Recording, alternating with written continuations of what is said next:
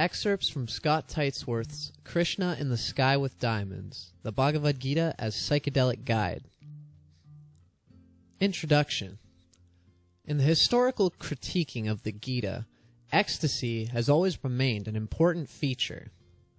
Note from Timothy Leary's The Politics of Ecstasy. Ecstasy, noun, the experience of attaining freedom from limitations, either self-imposed or external. A state of exalted delight in which normal understanding is felt to be surpassed. From the Greek, ekstasis. Gita means song, and enlightenment lifts the heart like a song. A song differs from ordinary speech in the same way that ecstasy differs from ordinary life. The Gita, being a textbook on what is required to produce a truly liberated human being, does not impose any rigid structure or set of rules to follow. The Absolute is inherent in everyone. Liberation is accessible to all.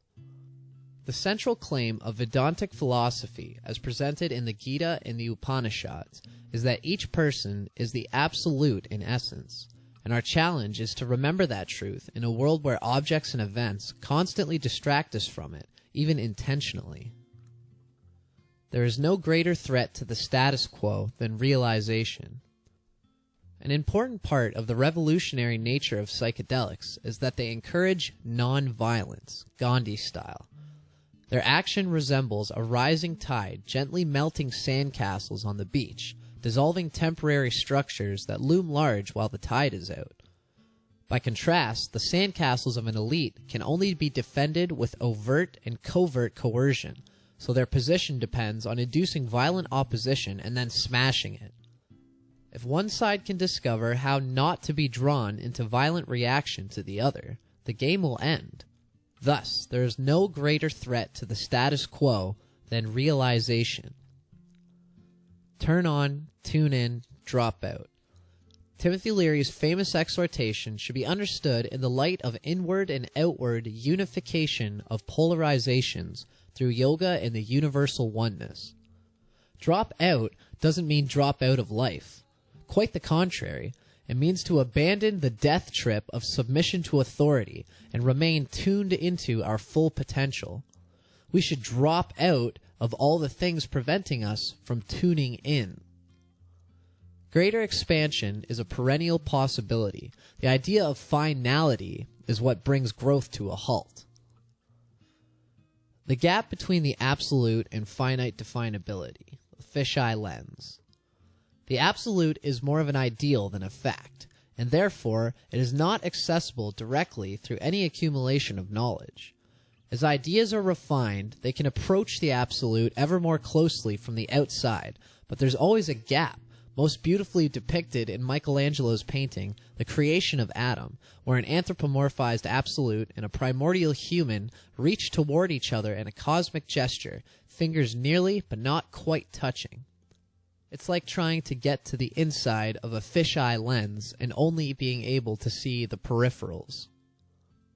The Bhagavad Gita teaches us that if we confront the world's ills from a discordant position, our efforts will always be plagued with unintended and often tragic consequences. Commentary on Chapter 11, The Unitive Vision of the Absolute, Vishvarupa Darshana Yoga. Verse 1.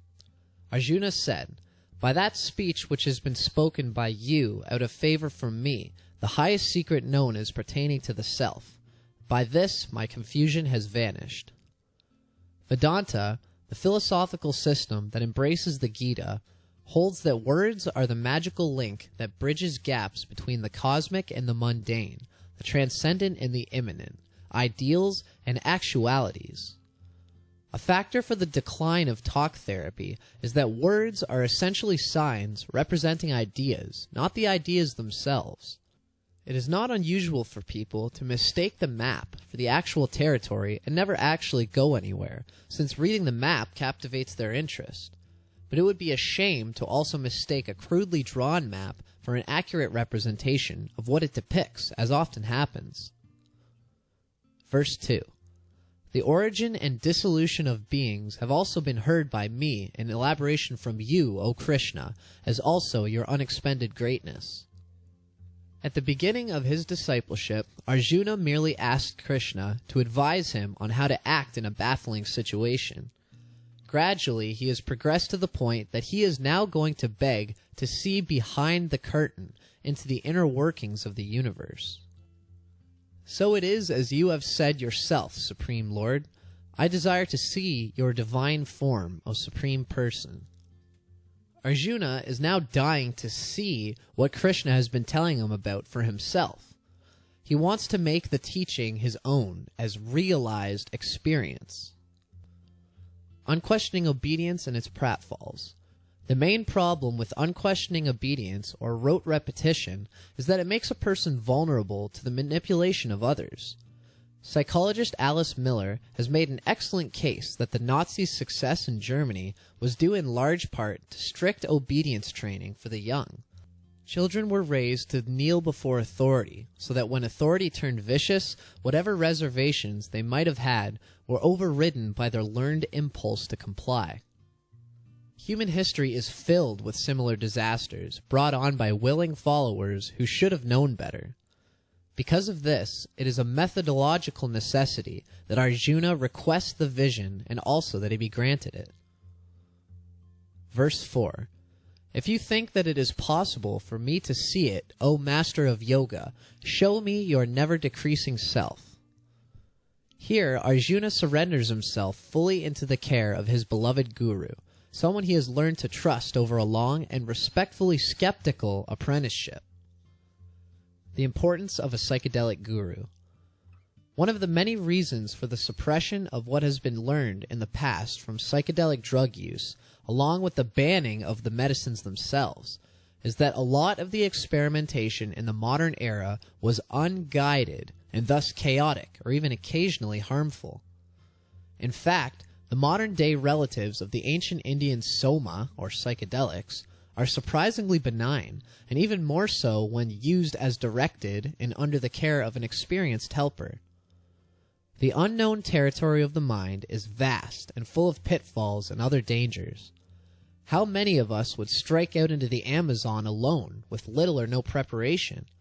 It is a testament to the benignity of psychedelics that so few problems actually occurred in those initial outings. Yet, why risk potential trouble if help is already readily available? Important. Part of a correct mindset is knowing what has caused the unsettling state of hyper-awareness and that it will wear off eventually.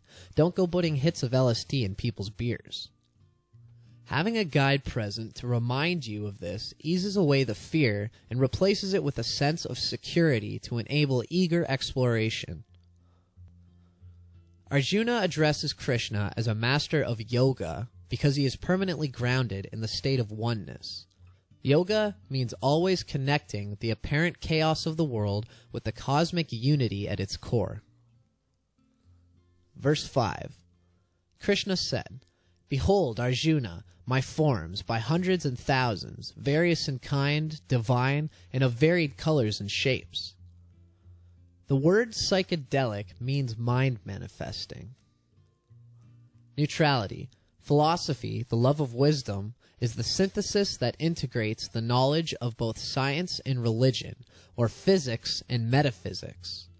Philosophy's highest realization comes from the integration of the two more polarized disciplines. Neutrality energizes us to be fully and intelligently engaged with every aspect of our life.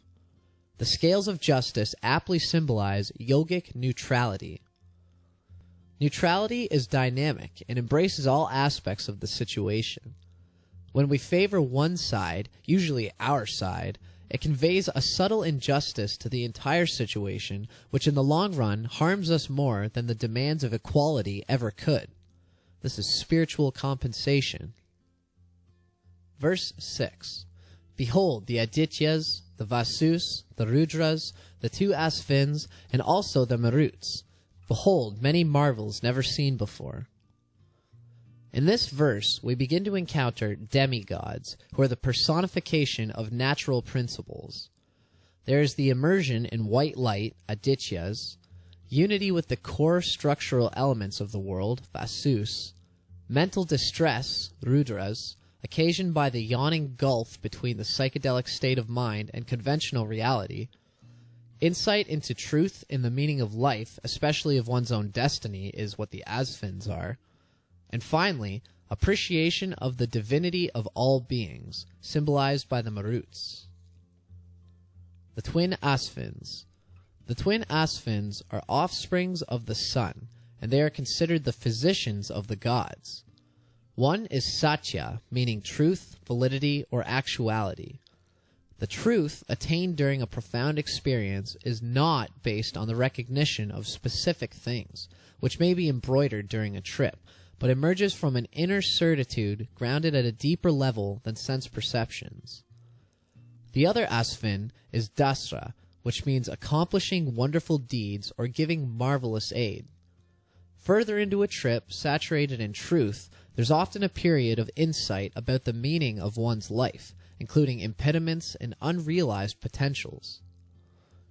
It is little wonder that these two demigods are considered physicians, since they heal many deep-seated wounds of the psyche, instantly and almost painlessly. Knowing who we are and where we're going has to be the most important insight anyone can have for finding their way through life. When much of what was previously imagined about reality turns out to be false, its dissolution is a blessing in disguise. The worst pain comes from trying to hold on to ideas that are being stripped of all sense. As the Buddhists advise, just let the intense energy pass through you. If you don't resist, you won't get hurt. The Maruts, appreciation for the divinity in all things, the essential universal empathy. The Maruts are the shining ones, the divine sparks. After the instructive phase of the trip, the yogi can see how every separate item of the universe glows with its own inner radiance, its own inimitable value. The essence of the mystical experience is a sense of a unity woven within the multiplicity, forging a deeply felt and unforgettable common bond between humans, other life forms, nature, and matter. Verse 7. Now behold, here in my body, the whole world, including the static and the dynamic, unitively established, and whatever else you desire to see. The medicine grants a preview of our higher self, but as it wears off, the curtain comes down once again. Becoming firmly established in what we have glimpsed is the aim of the yogic reorientation of the mind, which is usually a much more gradual process. Ordinarily, we distinguish between animate and inanimate objects, but with the eye of enlightened vision, such distinctions instantly vanish. Below the surface, all things are seen to be almost unbearably alive. This is true scientifically also, as everything consists of the same cloud of atomic and subatomic particles, and every atom is a dynamo filled with an inexhaustible energy. Ekasthem, unitively established. Oddly, most commentators omit or downplay the word in this verse meaning unitively established, ekasthem. An exception is Sri Aurobindo, who correctly grasps that this is the most important point of all. He says, "This, then, is the keynote, the central significance. It is the vision of the one in the many in the one, and all are the one." As already mentioned, yoga is not an intellectual appreciation, but a fully living, direct grokking of the truth of unity. Verse 8. But if you are unable to see me with this, your human eye, I give you a divine eye. Behold my sovereign yoga. Verse 9. Sanjaya said, having spoken thus, then, O king, the great master of yoga showed Arjuna the supreme godly form. In terms of the word godly, this is a commendable effort at describing the indescribable. The author of the Gita is fully aware of the inherent limitations of any art, which can only present a specific form of the formless. Verse 10. With many faces and eyes, with many marvelous aspects, with many divine ornaments, with many divine weapons held aloft. While not too hard to conceive, it's nearly impossible to perceive the formless unity beneath its variegated forms. Being necessarily limited, any specific expression can only symbolize the whole. It can never be it. The next chapter will address this paradox, and it will admit that for just plain easiness, if nothing else, a relationship to a familiar form is acceptable. But we must never mistake the form for the content. Verse 11. Wearing divine garlands and vestures, anointed with divine perfumes and unguents, a god representing sheer marvel, without end, universally facing. The garlands stand for the interconnectedness of all things in a whole that is greater than the sum of its parts. The image is of the many individual flowers of life expression being linked by an invisible thread that gives them added significance. Humans have treated their world as being made up of separate, unrelated elements in order to dominate and abuse it without a second thought. The spiritual vision imparted by contemplative disciplines as well as psychedelics makes it very difficult to maintain that illusion. The mindset of a yogi contains a predisposition to look for connectedness everywhere, and by so doing, they learn to be more fully alive. Verse 12. If the splendor of 1,000 suns were to rise together in the sky, that might resemble the splendor of that great soul. Darkness as absence of light, light is the whole game. Ordinary consciousness requires an admixture of light and darkness to function. In both utter darkness and pure light, nothing is visible. Only when darkness and light are blended together in the proper measure is the visible spectrum perceptible. But as darkness is simply the absence of light, light is the source of the whole game. It is spectacularly restorative to our being to reconnect with its source for a period of time, especially if the heart has forgotten what it is. We are temporarily excused from making any differentiations when the 1,000 suns rise within our inner landscape. This is the perennial philosophy, that our true nature can never be eradicated, it can only be obscured. In verse 35 of his 100 verses of self-instruction, Narayana Guru writes, like 10,000 suns coming all at once, the modulation of discrimination arises. The veil of transience covering knowledge is Maya. Tearing this away, the primal sun alone shines. Note that the Guru uses discrimination in its traditional sense, as differentiating between the transient and the eternal. Verse 13. There Arjuna then beheld the whole world, divided into many kinds, unitively established in the body of the God of gods. All the gods, elements, individuals, all of everything, are nothing more than moving aspects comprising the body of the one unmoving substratum. True monotheism, everything can be traced back to one source.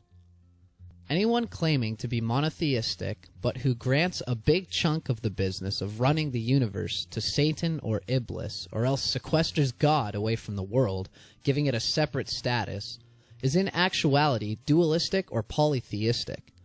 Monotheism means that everything can be traced back to one source. The importance of questioning. The Gita is much more in the camp of the scientist than the religious believer.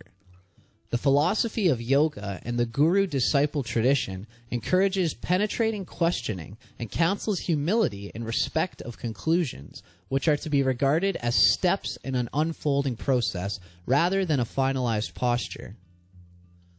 Verse 14.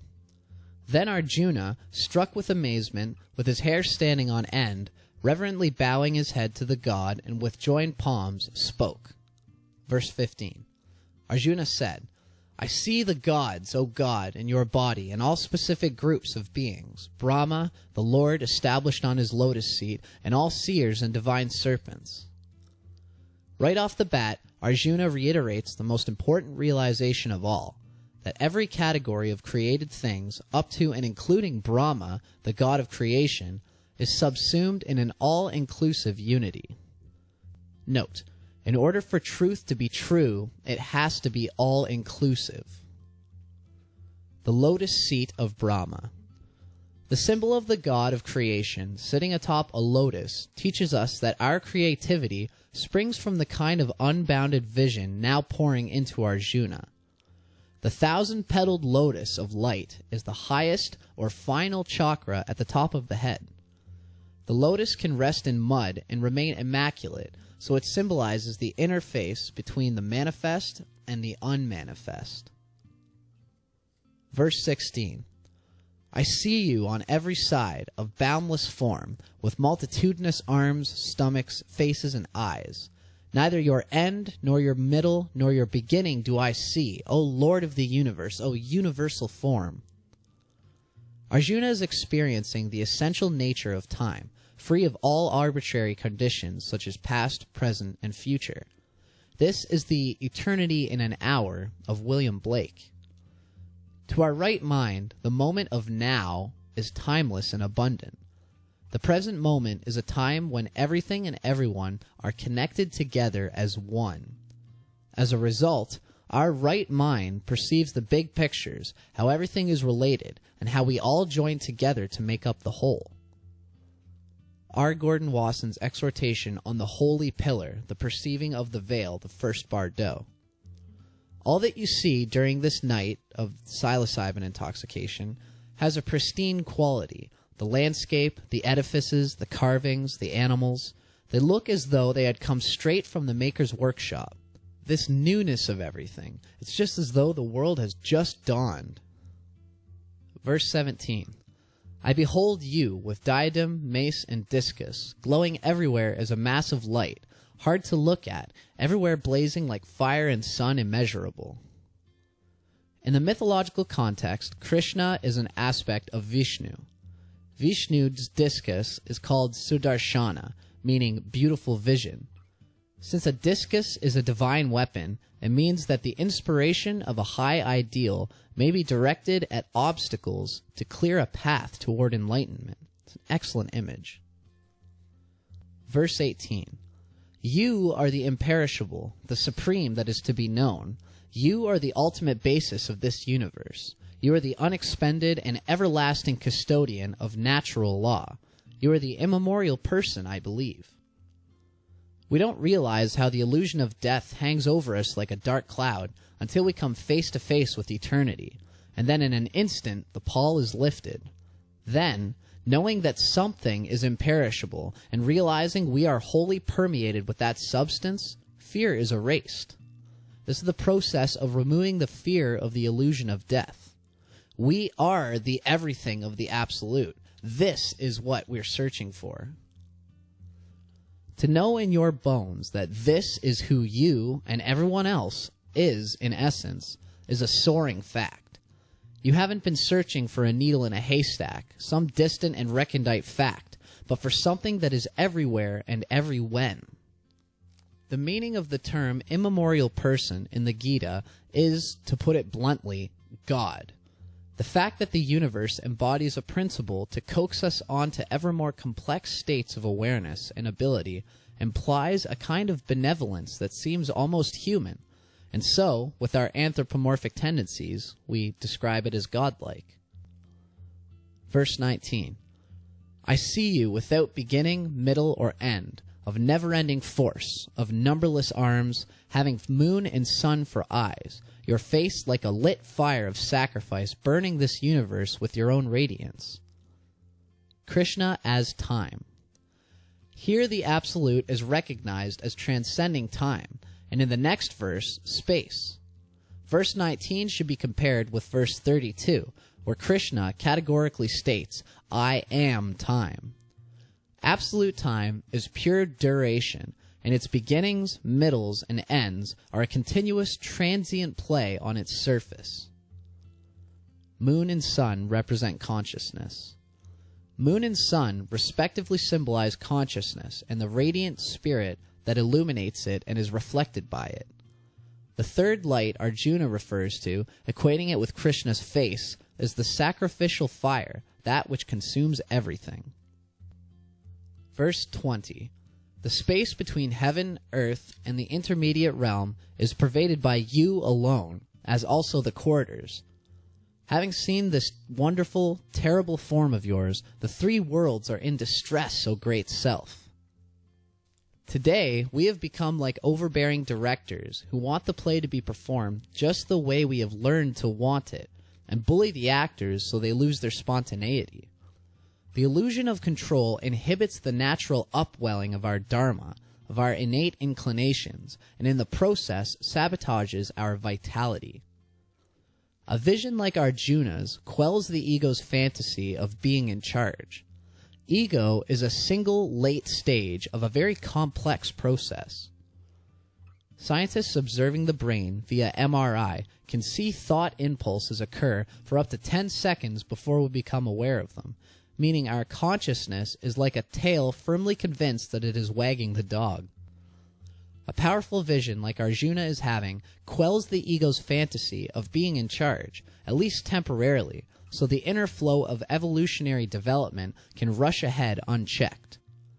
Hopefully, it will be chastened and assume its rightful place as a single late stage in a very complex process. The ego is a crucial servant, but a hazardous master. Left brain stimulation. Psychedelics and other psychoactive medicines probably suppress some of the left brain inhibitory functions so that we can explore areas of the brain that are normally off limits, like the deep regions where our thoughts actually originate. These medicines apparently have little or no effect on the right brain with its more unitive orientation. From the ego's vantage point, the deeper regions of the brain where our thoughts and motivations arise are unknown territory. All that modern cosmonauts need to explore their inner universe is a little dedication and a ticket to ride. Micro and macrocosm. Today, we have different names for the three worlds that Arjuna describes as heaven, earth, and the intermediate realm. We call these the macrocosm, the microcosm, and the everyday or transactional world. What is meant by in-between is the true emptiness compared to which even space is a form of manifestation. Arjuna begins to freak due to the inconstancy of his world. The three realms are not actually in distress either, any more than usual. It is Arjuna, just beginning to freak out about what it all means, who is in distress. The world that once seemed so constant and fixed is now comprehended to be continuous, tumultuous transformation. One of the mind's primary functions is to provide us with an illusion of stability within the utter chaos of a mind-bendingly dynamic universe, where we can never step into the same river twice, as Blake said. Verse 21. Into you enter those hosts of the Suras. Some in fear of you mutter with joined palms. Bands of great rishis and perfected ones hail you with the cry, Svasti, may it be well, and praise you with resounding hymns. Arjuna has broken through his individual isolation to find himself metaphorically in the company of the realized beings of all ages. Having tasted the manna of celestial bliss, you know in your heart that it is the same as all enlightened beings have known and been praising. You have arrived, and you have coincidentally discovered the purpose and meaning of your life. No joy could be greater. Suras. The word suras, referring to the wise or learned sages, is also quite interesting. It is closely akin to Surya, the sun, implying the sages are radiant in their wisdom. The bliss of realization emanates from them like light from a star. Their opposite numbers would be the asuras, the not wise, or demons. Remember that adding the prefix a to any Sanskrit word makes that word the opposite of its original word. Hence, asuras is the opposite of suras. Verse 22. The Rudras, the Adityas, Vasus, and Sadyas, Visvas, and the two Asvins, Maruts, and Ushmapas, hosts of Gandharvas, Yakshas, Asuras, and Siddhas all gaze at you wonderstruck. We can think of these gods and demigods as myriad aspects of consciousness. Gandharvas and music. The Gandharvas are the celestial musicians. They are the keepers of the soma plant and appear to get high pretty much all the time, either with music or the juice, or both. They love the sensual life. Music and psychedelics have always made a happy combination. No fixed beliefs. The yogic or psychedelic experience joins the practitioner with a powerful flow. The result is openness to many formerly suppressed aspects of being. A yogi should therefore take a strong resolve not to be held in check by fixed beliefs, as they can be easily impeded by them in the process of spiritual awakening. Think Hermann Hesse's glass bead game. The main character is never satisfied with any finality. Child mentality, a permanent state of wonder. There's a trade-off between the ability to explore creatively and learn flexibly like a child, and the ability to plan effectively like an adult. Jesus is reported to have said, "Except ye be converted and become as little children, ye shall not enter the kingdom of heaven." Young children, when properly cared for, live in a permanent state of wonder, and spirituality bears a close resemblance to their blissful condition. Verse 23. Seeing your great form, with many faces and eyes, of many arms, thighs, and feet, with many stomachs, with many terrible teeth, the worlds are distressed, as also myself. Ego death. At this stage of a trip, many people feel like they are dying. And they are. If they can go with the flow, they will find they are being reborn to a greater dimension of who they are. Breaking the beatific vision of the absolute into relatable concepts, thus diluting it. While what is apprehended during a spiritual experience or vision might be related to the unalloyed absolute, the whole cannot be either taken in or explained without breaking it into manageable parts, with the essence inevitably diluted by the individual's perspective. The conscious mind is incapable of fully processing the stupendous light that is being revealed, so it will overlay its intrinsic conditioning onto the unconditioned absolute ground. One of the major tasks of spiritual practice is to eliminate as many of the diluting factors as possible. A great deal of the work Krishna has been doing with Arjuna is designed to rectify his state of mind in this very way, to protect him with the proper set. If Krishna had revealed his absolute nature to Arjuna when he was still the brash warrior, his experience would have been militaristic in character. If he'd shown it to him at the inception of his discipleship, the vision would have been clouded by his desire to withdraw. Psychedelics reveal crutches and defenses and other blockages. It would be very unwise to take a psychoactive medicine with the idea that it's only going to stroke your ego and enhance your comfort zone. What you'll learn is where your blockages are, your hidden crutches and defenses. Verse 24. On seeing you touching the sky, shining in many a color, with mouths wide open, with large, red, fiery eyes, my inmost self intensely distressed, I find neither courage or control, O pervading one. Compensation. Hold on to the center. For a yogi, balance in all things is called for. A mere nod to life's negatives is not enough. Since we're so blessed to have so much positivity most of the time, it is only right that this be counterbalanced in a way that cannot be denied.